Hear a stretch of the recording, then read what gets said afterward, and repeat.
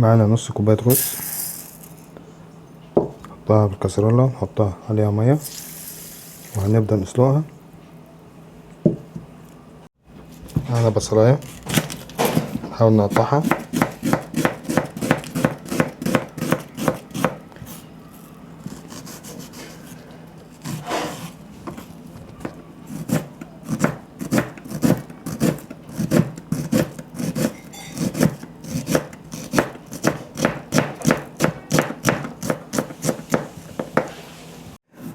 معانا جزر برضو،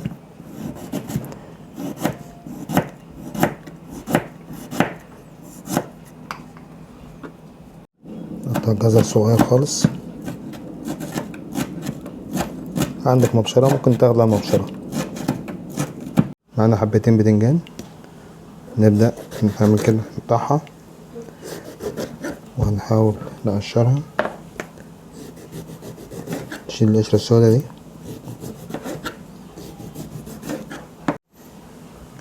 نبدأ نقطع.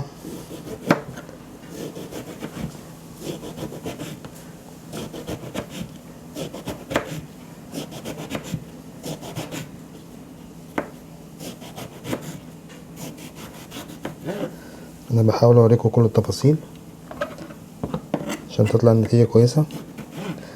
حاول نقطعه صغير. لو انت ما عندكيش بقى حته انك انت تقطعه صغير زي كده، ممكن يتبشر على المبشرة.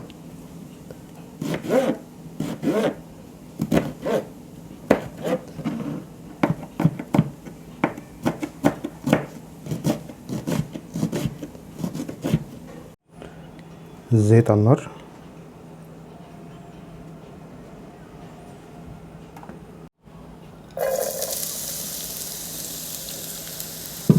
نزل البصل، بعد كده هنزل عليه بالجزر، اسيبهم يشوحوا على النار لحد ما يتبلوا. بعد كده هنزل بالبتنجان عليها،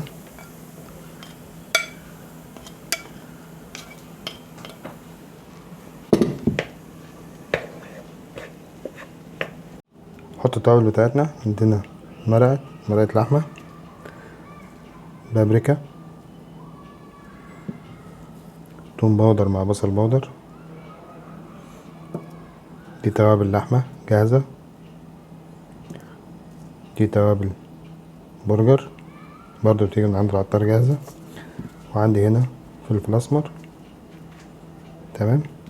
وهحط كمان معانا معلقة صلصة عشان بس ناخد اللون. هنقلبها.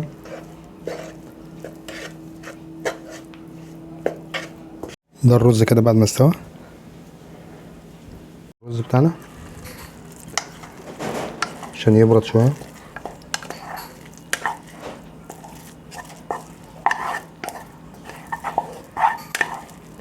يا ريت تكتبوا لنا انتوا بتتفرجوا علينا منين.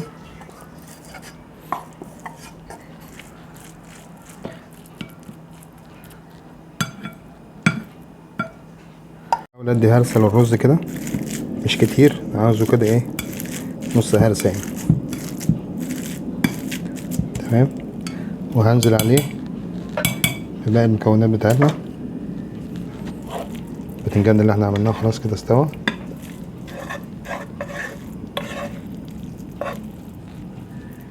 نبدأ نلم المكونات بتاعتنا كويس مع بعض، نقلبها.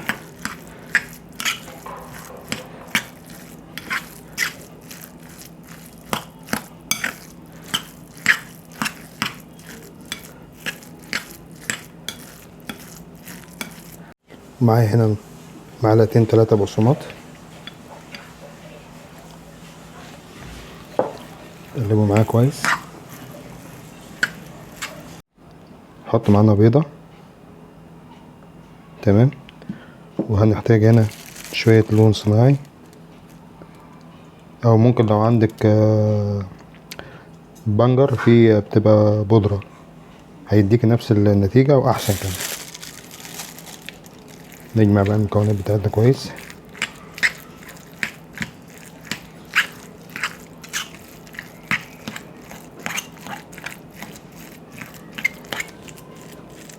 كده اللون اللي احنا عاوزينه.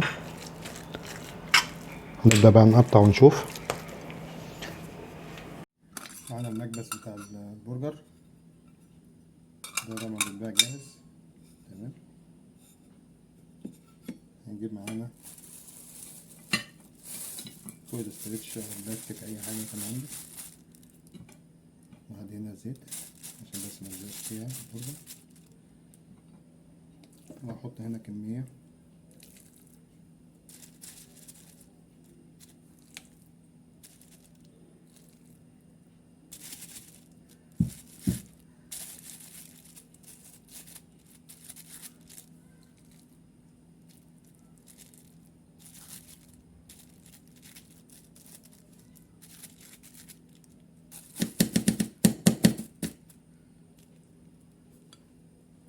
كده هنقلبها. جايب دقيق هنا او بقسماط،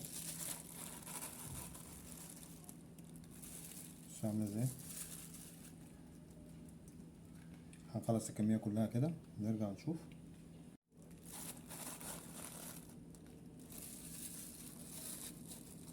كده هنشوف. عايزين بقى نخزنه في التلاجة او في الفريزر. قطعت اكياس زي كده اهو، وهجيبها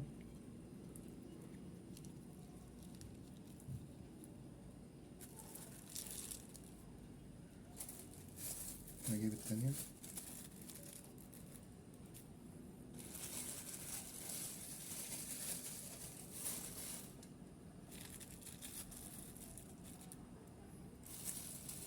كده بقى تخزنيه في التلاجة للأولاد متى ما يحتاجوه، لللانش بوكس. جالك حد عايز تعزميه على برجر،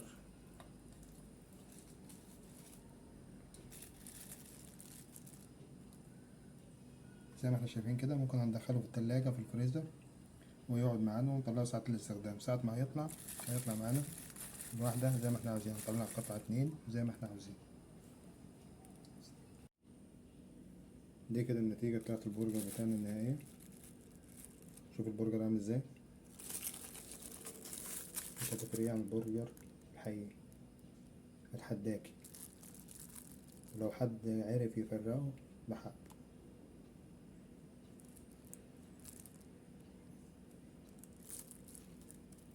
هنسوي واحدة دلوقتي ونشوفها. حطوا معايا مكعب زبدة،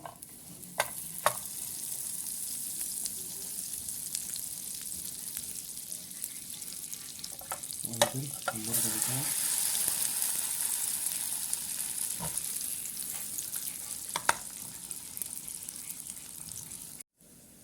يعني شايفين كده النتيجة بتاعتنا اهي.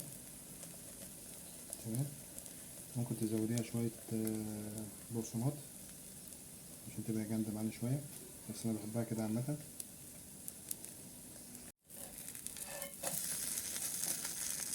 يعني شايفين.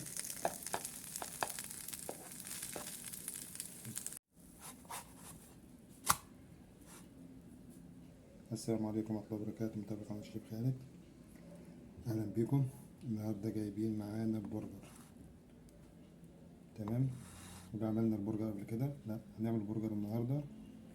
كوباية رز وعدتين بتنجان، وهتاكلي أحلى برجر.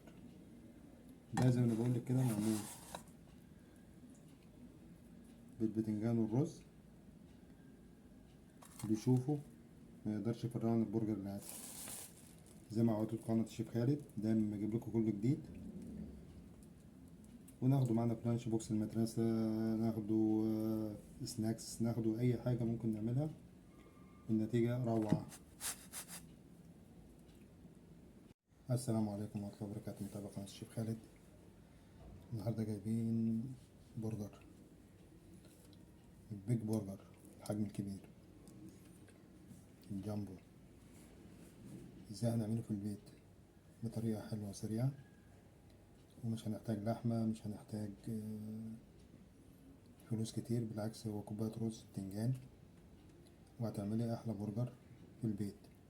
سيبك بقى من المحلات الكبيرة المشهورة اللي هي نقول مقاطعة ومش عارف ايه. فماشي، هنعمل المقاطعة. ايه البديل؟ البديل انك تصنعي الحاجة دي في البيت. تمام. وفرحي ولادك. تمام. زي ما احنا شايفين. بص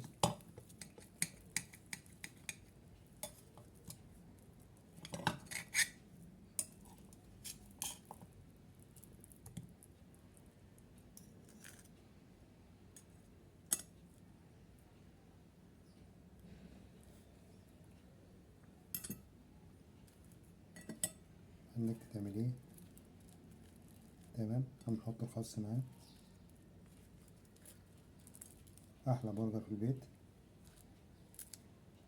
يلا نبدأ على